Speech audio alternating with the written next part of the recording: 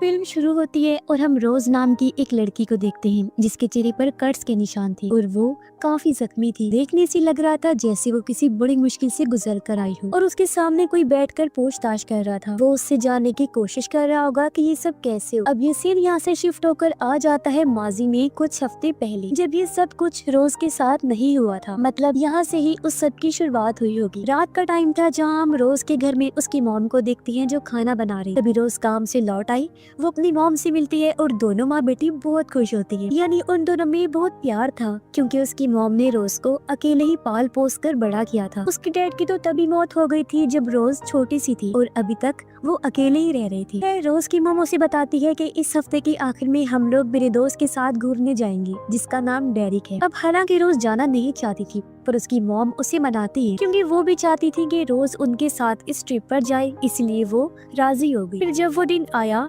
रोज और उसकी मॉम तैयार होकर गाड़ी में बैठ जाती है निकलने के लिए। यहाँ रोज एक बार फिर अपनी मॉम को कहती है कि आपको उस आदमी से मिले ज्यादा दिन नहीं हुए हैं, क्या हमें उस पर भरोसा करना चाहिए?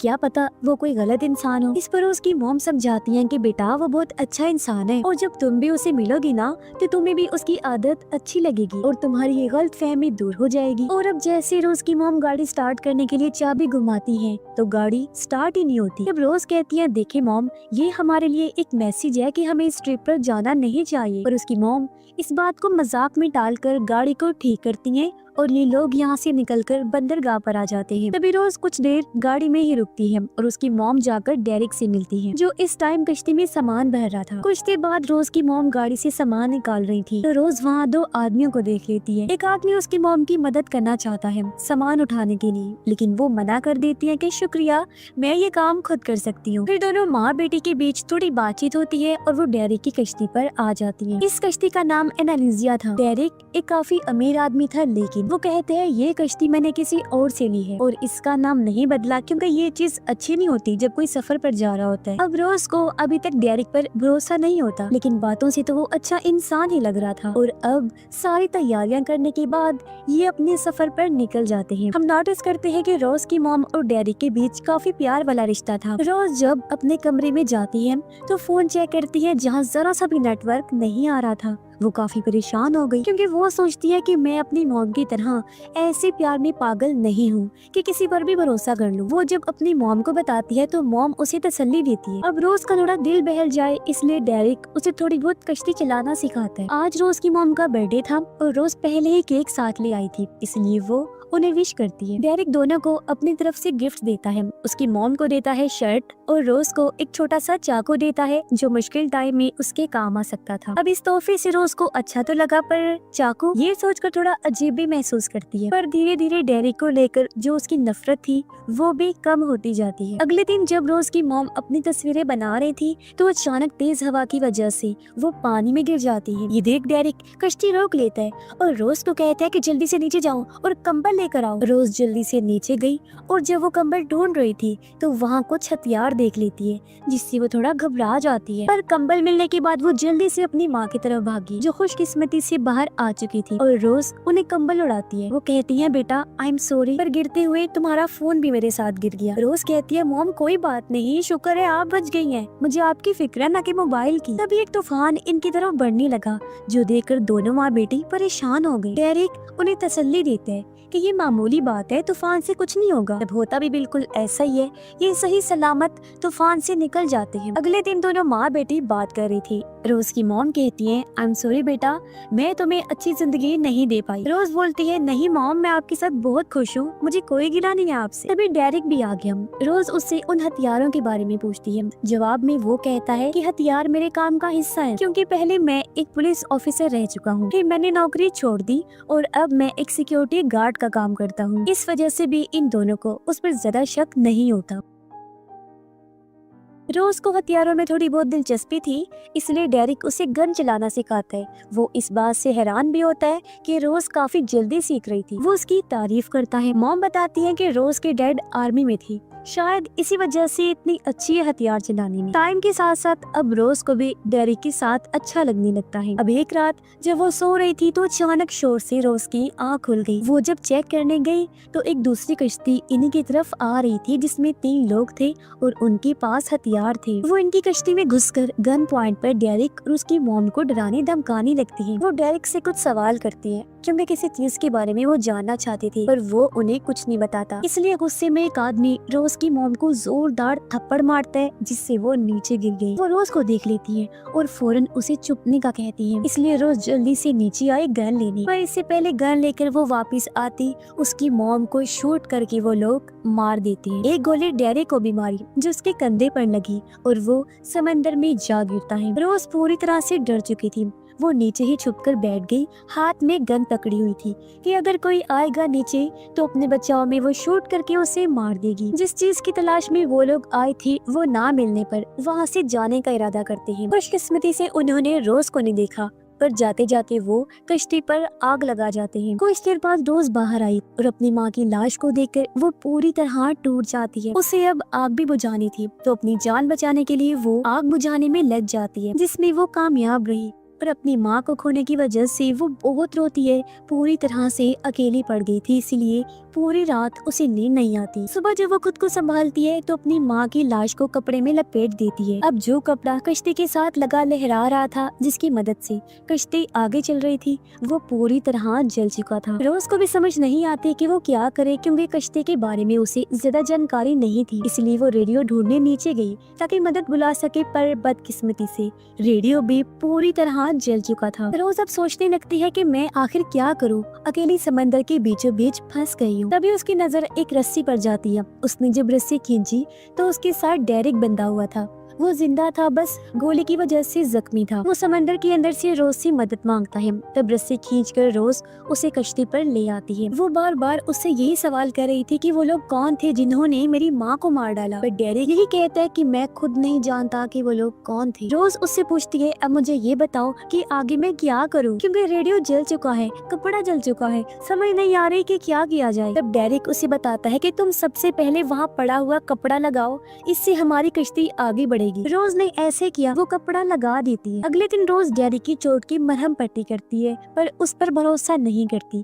कहीं ना कहीं उसे डेरिक पर शक था, और उसका शक तब बढ़ जाता है जब वो डेरिक की पुरानी तस्वीरें देखती है, जिसमें वो अपनी वाइफ के साथ था और उसकी वाइफ का नाम एनालिजिया था। यानी कि इस कश्ती के बारे में डेरिक ने झूठ बोला था, ये उसकी अपनी ही कश्ती थी। डेरिक की उन लोगों के साथ भी तस्वीरें थी जिन्होंने रोज की माँ को मारा था, यानी कि डेरिक उन्हें जानता था, बस वो शुरू से ही झूठ बोलता आया है। ये सब जानने के बाद रोज उसे बांधने का सोचती है। अभी डेरिक को होश नहीं थी, तो ये उसके पास अच्छा मौका था और वो रस्सी से डेरिक के हाथ बांध देती है। पर कुछ देर बाद जब वो चेक करने आई तो डेरिक गायब था। रोज उसे ढूंढने लगती है। वो जब नीचे आई तो डेरिक वहाँ था। रोज हाथ में चाकू लिए उससे पूछती है कि बताओ वो लोग कौन थे। तब डेरिक सिर्फ इतना ही कहता है कि तुम इस बारे में ना ही जानो तो ही अच्छा है। डेरिक को रोज से जरा भी डर नहीं लग रहा था, ना ही उसे रोज की मॉम की मौत का दुख था। वो रोज को अपनी बातों में फंसाकर उसे कश्ती ठीक करवाने लगता है, क्योंकि उसका एक हाथ बेकार हो चुका था। रोज के पास भी और कोई रास्ता नहीं था उसकी बात मानने के अलावा, क्योंकि डेरिक एक ही था जो उसे इस समंदर से निकाल सकता था। ये लोग इंजन को भी ठीक करने की कोशिश करते हैं, लेकिन वो पूरी तरह बेकार हो चुका था। इसलिए अब इनके पास समुद्री हवाओं के अलावा कुछ नहीं था जिसके जरिए वो आगे बढ़ सकती थी।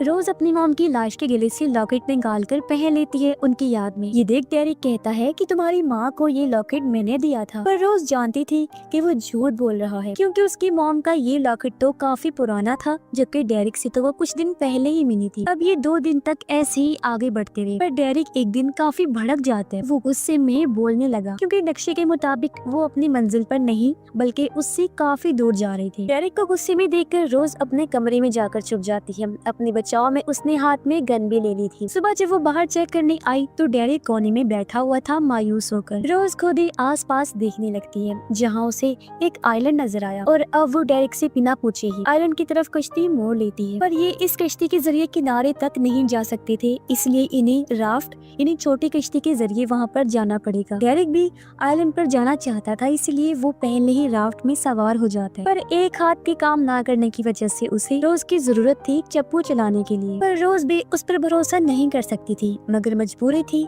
इसलिए वो भी चुपचाप राफ्ट में आ जाती है। वो जब चप्पू चला रही थी तो चप्पू का एक हिस्सा खुलकर पानी में गिर गया। क्योंकि ये रोज के लिए नया नया था इसलिए वो चप्पू लेने समंदर में जाती है, पर उसे तैरना नहीं आता था इसलिए वो डूबने लगी। और तो और उसने लाइफ जैकेट भी पहनी हुई। राफ्ट में से डेरिक उसे बता रहा था कि कैसे वो लाइफ जैकेट को उतार सकती थी, पर जब वो थोड़ा सा डूब गई तो डेरिक को समंदर में कूद कर उसे किनारे लेकर आता है। रोज बेहोश थी, उसकी सांसें बंद हो रही थी, पर डेरिक CPR देकर उसे होश में लेकर आता है। डेरिक आइलैंड को चेक करने चला गया। खुद को संभालने के बाद रोज भी आइलैंड के जंगल में जाती है, पर जब वो केव यानी गार में गई तो डेरिक को पीने का पानी मिल जाता है और वो रोज को पानी पीने का कहता है। ये आइलैंड पूरी तरह से वीरान था इसलिए रोज कहती है चलो यहाँ से चलते हैं, पर डेरिक कहते हैं हम कल जाएंगे क्योंकि जल्द रात होने वाली थी। ये लोग राफ्ट को किनारे पर ले आए थे इसीलिए रोज उसमें जाकर सो जाती है, जबकि डेरिक बाहर आग जला लेता है। रोज को नींद नहीं आ रही थी इसलिए वो डेरिक के पास आकर बैठ जाती है।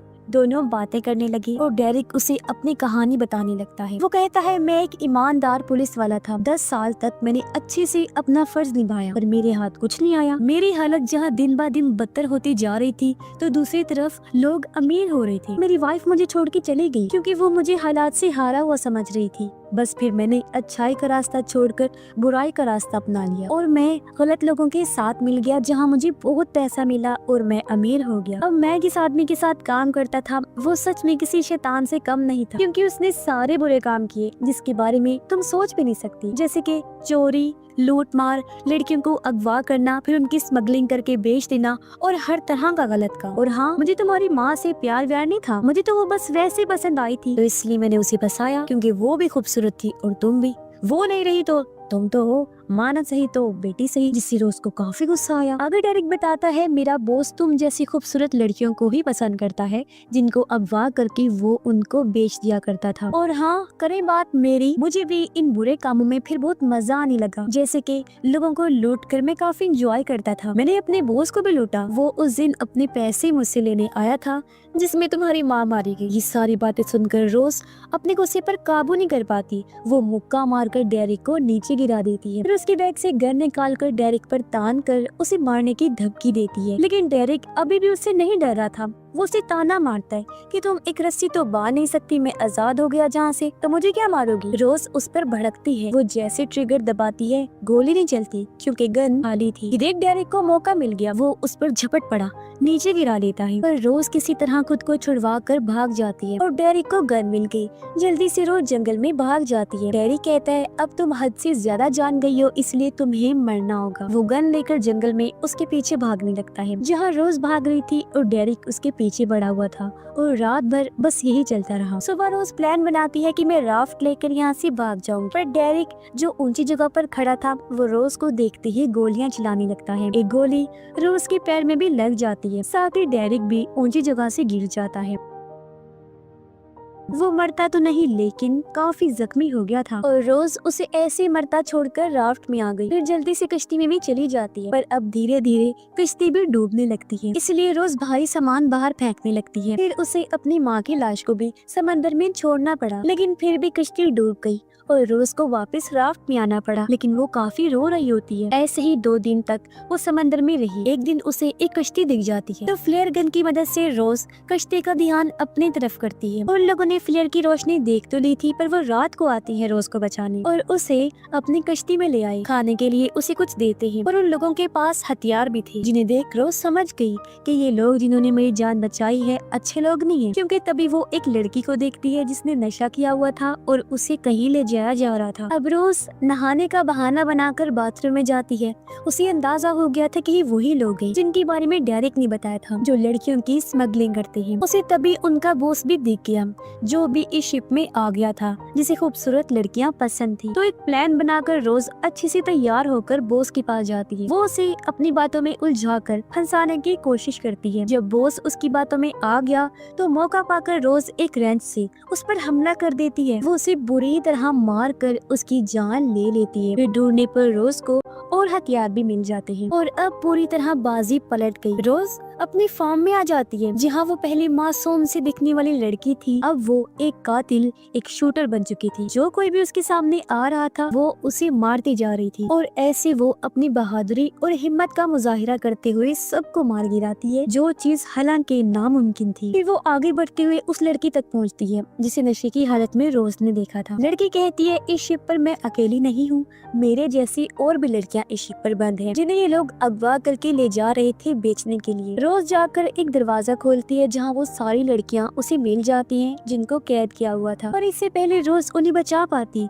बॉस का एक साथी जो अभी तक जिंदा था वो आकर रोज पर गन तान देता है, पर इससे पहले वो रोज को मारता, रोज उससे पहले ही वार करके उसी पर गोली चला देती है और वो मारा जाता है। फिर जब रोज ऊपर आई तो एक और जिंदा था जो और कोई नहीं बल्कि डेरिक था। उसे जिंदा देखकर रोज हैरान रह गई, पूछती है, तुम तो उस आइलैंड पर मर गए थे ना, तो फिर यहाँ कैसे, और वो भी जिंदा। तब डेरिक बताता है कि वहाँ मेरा बॉस आ गया, उसे मैंने कहा कि मेरी जान के बदले तुम, और उसे फिर मैंने शिप पर भेजा था ये कहकर कि तुम वहाँ पर हो, और उसने मुझे बचा लिया। ये सुनकर रोज हंसने लगी, कहती है, पर तुम्हारे बॉस को तो मैंने मार दिया, वो अब नहीं रहा। ये सुनकर डेरिक उसे धक्का देकर सीढ़ियों से नीचे गिरा देता है। फिर गन उठाकर वो उसे मारने आता है, पर वहाँ आकर उसने देखा कि रोज तो गायब है। वो जब उसे चेक करने आया तो रोज एक केमिकल छोड़ देती है। जैसे ही उसका ध्यान भटका, रोज को मौका मिल गया और वो चाकू लेकर डेरिक को मार देती है। ये वही चाकू था जो डेरिक ने उसे तोहफे में दिया था। अब शिप पर सारे बुरे लोगों का खात्मा हो गया था, सिर्फ रोज और वो बंदी बनाई गई लड़कियां ही जिंदा बचती हैं, जिन सबको रोज आजाद करवा देती है। ये लोग देखते हैं कि शिप बंदरगाह की तरफ बढ़ रही है। रोज समेत सभी काफी खुश होती हैं क्योंकि उनकी जान बच गई। बंदरगाह पर पहुंचते ही सारा मामला पुलिस संभाल लेती है और यहाँ से सीन वापस वहीं आ जाता है जहाँ से मूवी शुरू हुई थी, जब रोज जख्मी बैठी थी और कोई उससे पूछताछ कर रहा था। तब रोज एक पुलिस वाले को ये सारी कहानी बता रही। इस पर पुलिस ऑफिसर रोज को उसकी हिम्मत की दाद देते हुए कहता है कि बहुत खूब, तुमने बहुत अच्छा काम किया और जल्द ही सारी लड़कियों को